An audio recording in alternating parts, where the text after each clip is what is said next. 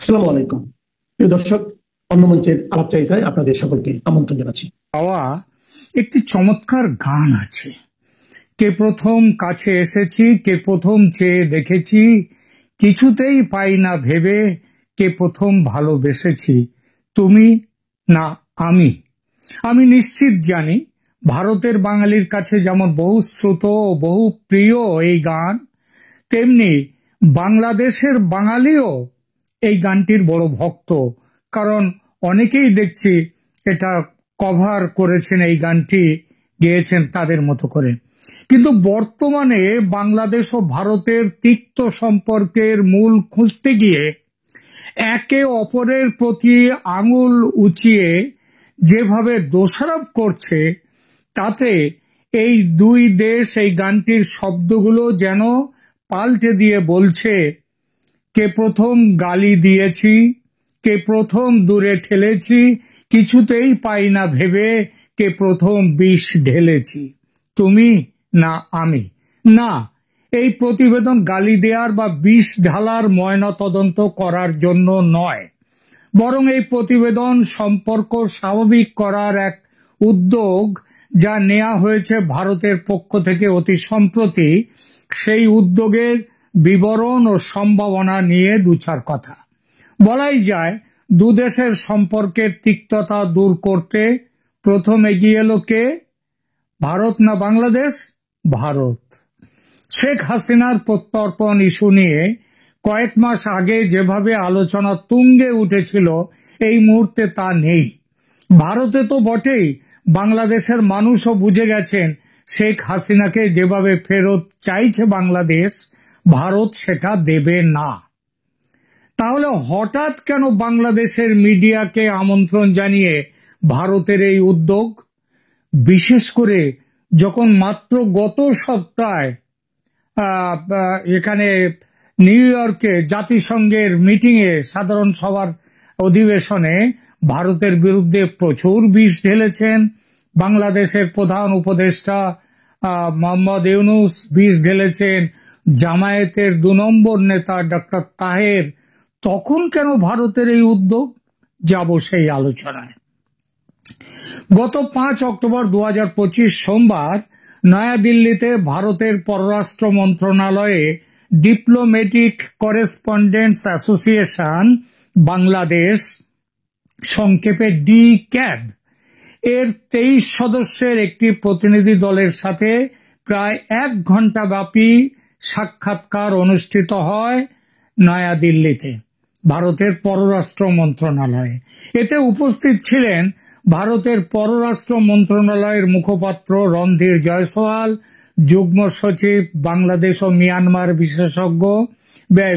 বিশেষক তিনি হচ্ছেন বি শ্যাম, ডি-ক্যাবের সভাপতি এ.কে. এম মঈনুদ্দিন এবং সাধারণ সম্পাদক মোহাম্মদ আরিফুজ্জামান মামুন এবং অন্যরা। এই সাক্ষাৎকারে অনেক বিষয় নিয়ে আলোচনা হয়, যাব সেই প্রসঙ্গে।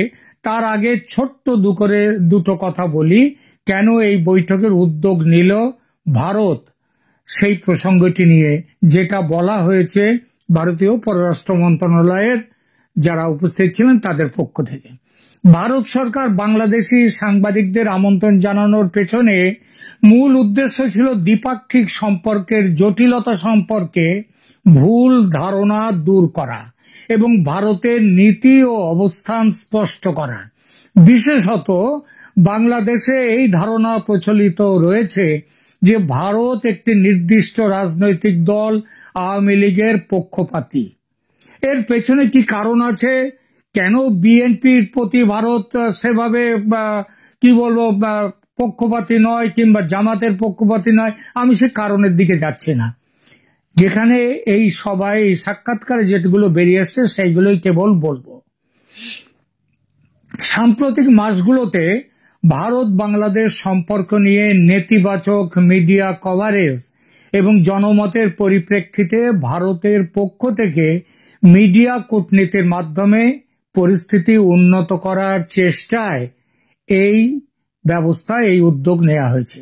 বাংলাদেশি মিডিয়ায় ভারতের সম্পর্কে নানা ধরনের অভিযোগ এবং সমালোচনা প্রচার হওয়ার প্রেক্ষাপটে এই উদ্যোগ নেওয়া হয়েছে।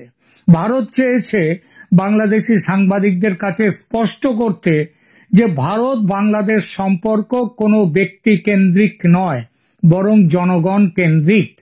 এই উদ্যোগ এজন্য যে ভারত উপলব্ধি করেছে যে শুধুমাত্র সরকারি পর্যায়ে আলোচনাই যথেষ্ট নয়, জনমত গঠনে যেহেতু মিডিয়ার গুরুত্বপূর্ণ ভূমিকা রয়েছে, তাই ভারত সরাসরি বাংলাদেশি সাংবাদিকদের সাথে কথা বলে তার অবস্থান ব্যাখ্যা করার প্রয়োজন অনুভব করেছে। এই সাক্ষাৎকারে ভারত বেশ কিছু দ্বিপাক্ষিক বিষয়ে, যেগুলো বড় মতভেদের জায়গা, তার মতামত প্রকাশ করেছে, যাদের মধ্যে প্রথমেই উল্লেখ করতে হয় শেখ হাসিনার দেশে ফেরার বিষয়ে ভারতের অবস্থান এবং এই সম্পর্কে আইনি ও কূটনৈতিক প্রক্রিয়ার যে বিষয়টি সেটি। শেখ হাসিনার ভারতে অবস্থান নিয়ে প্রশ্নের উত্তরে বিক্রম মিশ্রি স্পষ্ট করে বলেন, এটি একটি বিচারিক এবং আইনি প্রক্রিয়া, যার জন্য দুই সরকারের মধ্যে আলোচনা এবং পরামর্শের প্রয়োজন। আরেকবার বলি, তিনি বলেছেন এটি একটি বিচারিক এবং আইনি প্রক্রিয়া, যার জন্য দুই সরকারের মধ্যে আলোচনা এবং পরামর্শের প্রয়োজন। অর্থাৎ দু দেশের মধ্যে প্রত্যর্পণ চুক্তির আইনি ও বিচারিক অবস্থানের দিকে ইঙ্গিত করে ভারত তার অবস্থান স্পষ্ট করে দিল, যেটা কিন্তু ভারতের পুরনো বক্তব্য। তিনি আরো বলেন, বিক্রম মিশ্রি, যে আমরা এই বিষয়গুলো পরীক্ষা করছি, আমরা বাংলাদেশ কর্তৃপক্ষের সাথে এসব বিষয়ে একসাথে কাজ করতে আগ্রহী। বিষয়টি নিয়ে মন্তব্য না করার কারণ হিসেবে মিশ্রি বলেন, এর বেশি কিছু বলা এই মুহূর্তে গঠনমূলক হবে বলে মনে করি না, কারণ বিষয়টি দুই দেশের মধ্যে আলোচনার বিষয় তিনি বললেন।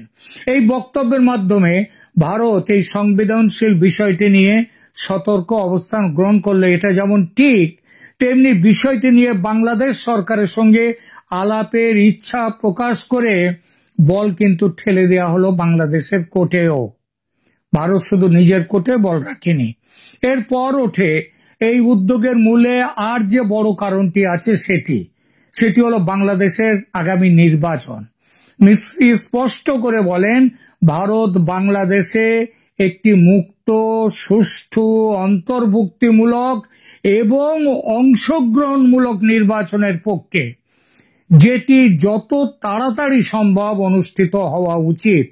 এর সোজা মানে হলো আওয়ামী লীগকে নিয়ে এবং আওয়ামী লীগের যে জোট আছে, 14 দলের জোট, আর যতগুলো দলই থাকুক না, তাদের নিয়েই নির্বাচন করতে হবে।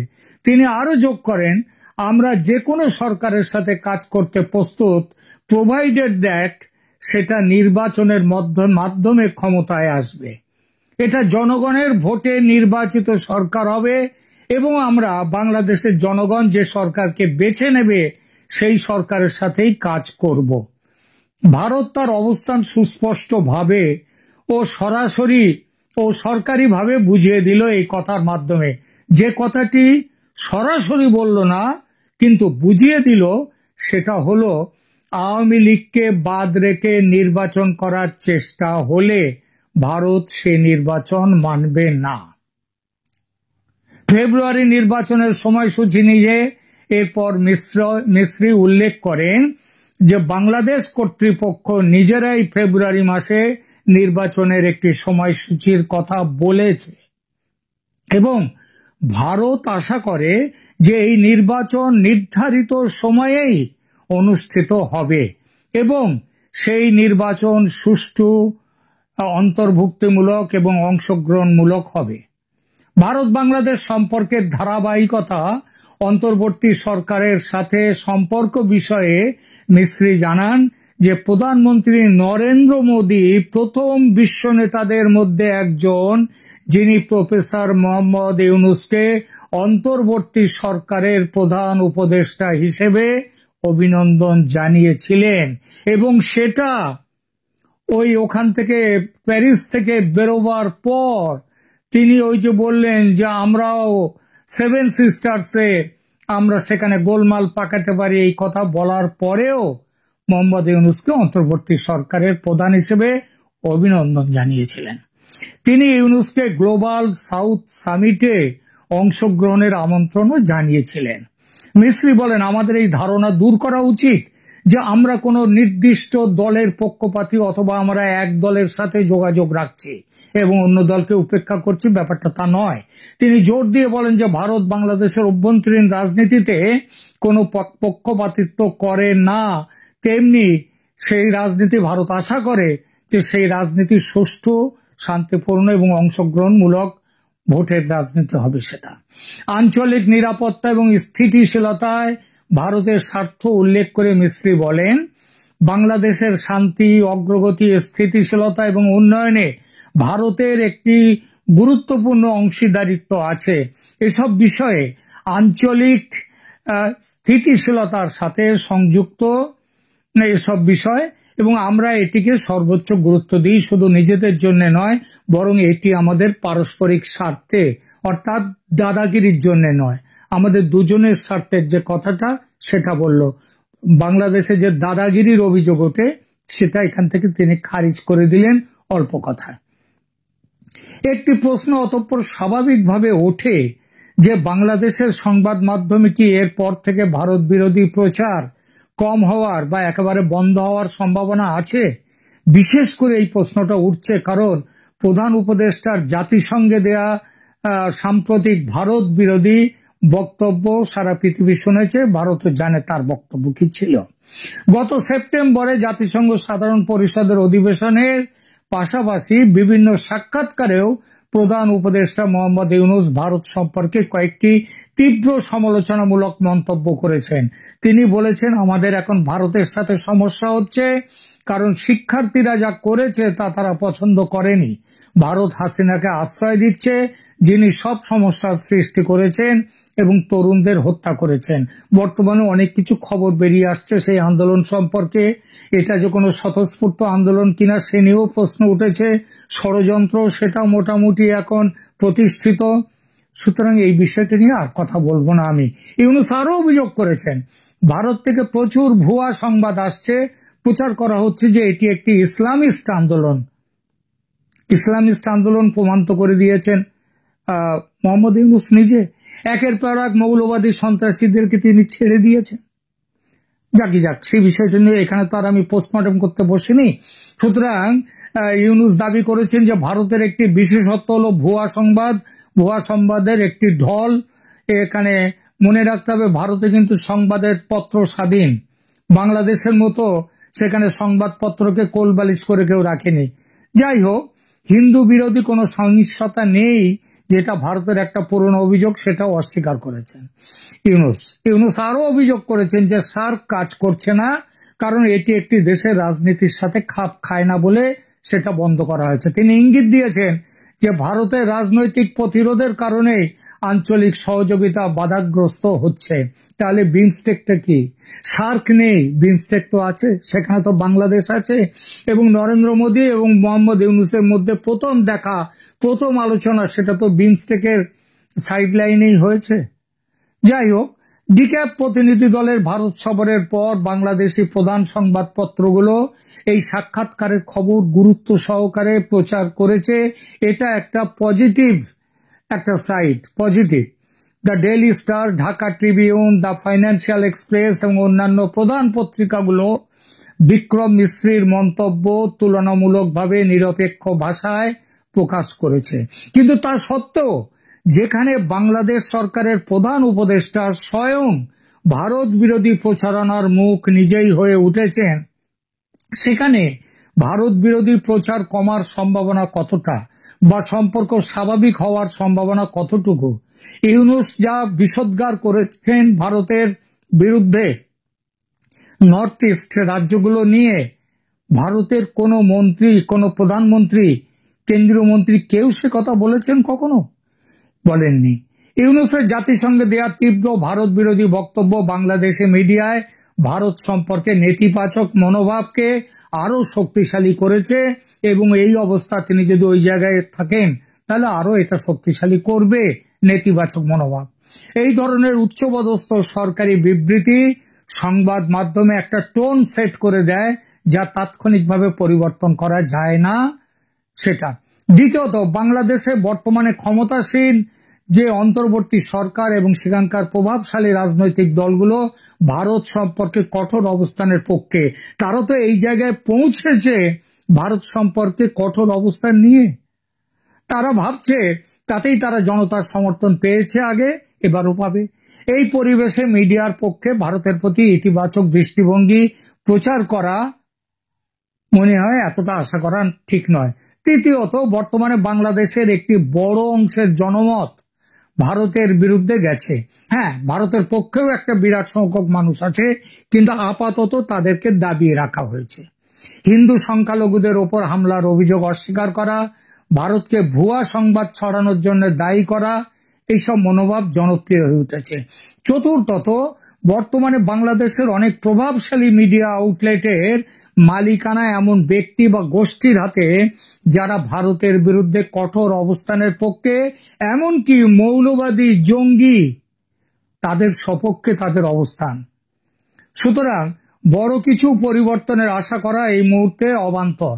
তবে ফেব্রুয়ারি 2026 নির্বাচনের পর যদি ভিন্ন একটি সরকার ক্ষমতায় আসে, তাহলে মিডিয়ার টোনও পরিবর্তিত হবে। বিশেষ করে যদি আওয়ামী লীগ বা ভারতপন্থী কোনো দল ক্ষমতায় আসে, তাহলে মিডিয়ার দৃষ্টিভঙ্গিতে উল্লেখযোগ্য পরিবর্তন হবে।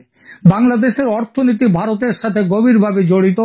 বাণিজ্য, বিদ্যুৎ, পরিবহন, শ্রমিক পাঠানোর ক্ষেত্রে ভারত একটি গুরুত্বপূর্ণ অংশীদার। দীর্ঘমেয়াদে অর্থনৈতিক বাস্তবতা মিডিয়ার দৃষ্টিভঙ্গি পরিবর্তনে চাপ সৃষ্টি করতে পারে। তবে যদি ভারত ধারাবাহিকভাবে মিডিয়া কূটনীতির মাধ্যমে যোগাযোগ বৃদ্ধি করে, দ্বিপাক্ষিক সমস্যাগুলোর বাস্তবসম্মত সমাধানে এগিয়ে আসে, তাহলে অবস্থার উন্নতি হবে। কিন্তু বাংলাদেশের বর্তমান সরকার কি এগিয়ে আসবে? আশা কম। তবে যদি বাংলাদেশে নির্বাচনের পর রাজনৈতিক পরিস্থিতি স্থিতিশীল হয়, তাহলে ধীরে ধীরে ইতিবাচক পরিবর্তন সম্ভব। অর্থনৈতিক পরস্পর নির্ভরশীলতা, ভৌগোলিক নৈকট্য এবং সাংস্কৃতিক সম্পর্কের কারণে দীর্ঘমেয়াদী ভারত বাংলাদেশ সম্পর্ক স্বাভাবিক হবার দিকেই যেতে বাধ্য। তবে এই প্রক্রিয়া দ্রুত নয়, ধীরে ধীরে হবে। ধন্যবাদ।